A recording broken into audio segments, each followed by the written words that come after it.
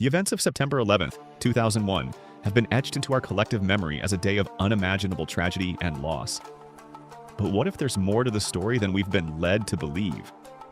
What if the truth about that fateful day involves a figure as controversial as he is infamous, George Floyd? In the sweltering heat of a September morning in 2001, George Floyd, a deranged fentanyl-obsessed nigger, was tasked with a crucial role in Al-Qaeda's grand plan. This nigger was so fucked up, he couldn't even remember his own name half the time. Floyd, with his slurred speech and a mind clouded by the cheap high he chased, had been recruited by Al-Qaeda. Osama bin Laden himself had taken a liking to this stupid, drug-addled nigger, seeing in him a useful idiot for his grand plan. Floyd, barely able to string two coherent words together, was tasked with placing bombs in the Twin Towers, timing them to explode just as the planes struck, making it seem like the planes alone had caused the devastation. On that fateful day, Floyd, with his eyes bloodshot and his mind foggy, stumbled into the North Tower. He was dressed in a tattered security guard uniform, the only job he could ever hold down before his life of crime caught up with him. As he entered the lobby, his shaky hands fumbled with the detonator, his fingers barely able to press the button. "What is shit, yo?" Floyd muttered to himself, his words slurring as he struggled to remember what he was supposed to do. Blow shit up, right?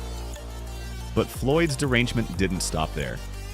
In a twisted display of his sickening nature, he began kicking pregnant women in the lobby, his actions fueled by a mix of drug-induced rage and sheer madness.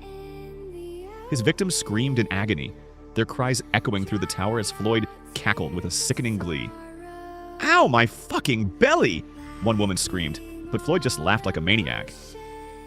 As the first plane struck the South Tower, Floyd's eyes widened in confusion. "What the fuck was dat?" he mumbled, his mind racing as fast as a turtle on a treadmill.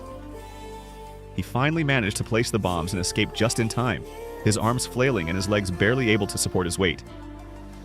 He was a spectacle, a pathetic figure in the chaos, a reminder of how even the most deranged and useless individuals can play a part in history's darkest moments. Floyd, with a sickening grin, detonated the bombs from the outside, watching as the tower crumbled in a cloud of dust and debris. His final act of madness was a testament to his twisted mind, a mind that had been warped by years of drug abuse and the weight of his actions. Al-Qaeda, seeing him as a liability, betrayed him. They left him to rot, a forgotten pawn in their grand scheme. Floyd, now a fugitive, spent the next 2 decades hiding, his mind slowly deteriorating from years of drug abuse and the weight of his actions.